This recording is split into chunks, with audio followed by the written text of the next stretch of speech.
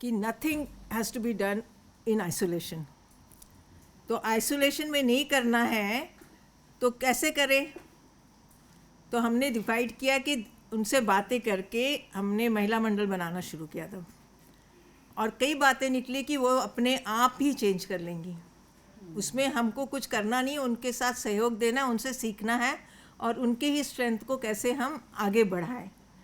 और कई बातें ऐसी थी जिसमें हमको सर्विसेज देनी पड़ेगी। फॉर एग्ज़ाम्पल, अगर मैं हेल्थ की बात करती थी तो प्राइमरी हेल्थ में केवल प्रमोशन एंड प्रिवेंशन उनका काम होगा, ट्रीटमेंट के बारे में हम थोड़ा डॉक्टर्स का काम कर सकते थे।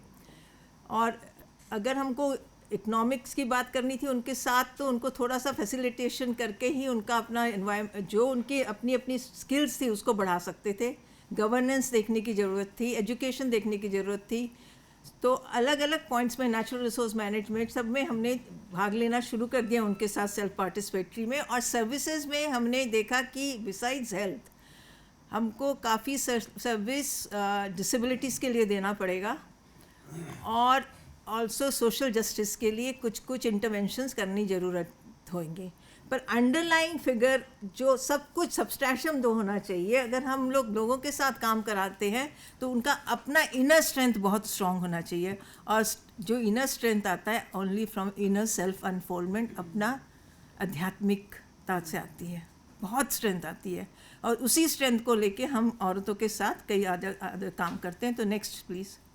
हमारा विजन उनके साथ ये था कि उनके ही रिसोर्सेज के द्वारा, उनके ही द्वारा प्रोग्राम्स ड्राइव करें, और उनके द्वारा ही ट्रांसफॉर्मेशन, सारी ट्रांसफॉर्मेशन उनके द्वारा ही होगी। नेक्स्ट। इसके लिए बहुत इम्पॉर्टेंट है कि सारा फैसिलिटेशन बहुत एक्टिव पार्टिसिपेशन के साथ हो, और एक्टिव पार्टिसिपेशन तब तक नहीं होएगा जब तक लोग अपना थोड़ा टाइम हर महीने में फिक्स टाइम ना दें। Time ownership comes from time, थोड़ा काम एफर्ट करके, और तीसरी बात है कि कुछ कंट्रीब्यूशन अपना ज़रूर होना चाहिए। तो इसके साथ हमने एक्टिव पार्टिसिपेशन के साथ हमने कई और दूसरी बातें भी जोड़ी। Next slide. ये तो मैंने आपको बता दिया कि क्या क्या ऑल स्किल्स के बारे में हमने जो काम करना था।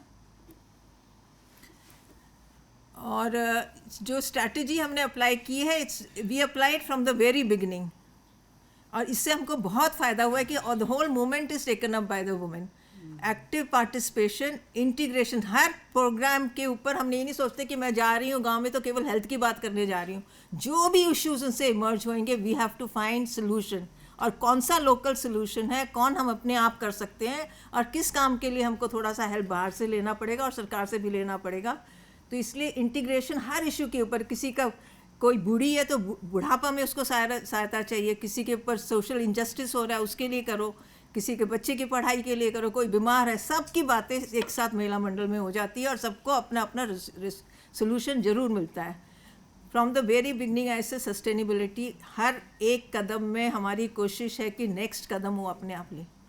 फ्रॉम राइटिंग एप्लीकेशंस की, अपनी मिनट्स ऑफ द मीटिंग भी कैसे लिखे, एजेंडा कैसे तैयार करें, उस एजेंडा के ऊपर कैसे कैसे काम करें, पूरे मंथ में किस किस को हम जिम्मेवारी दें, और कौन सा काम किसने क्यों नहीं कर पाई, इस सब के ऊपर सस्टेनेबिलिटी का काम करना बहुत ज़रूरी है।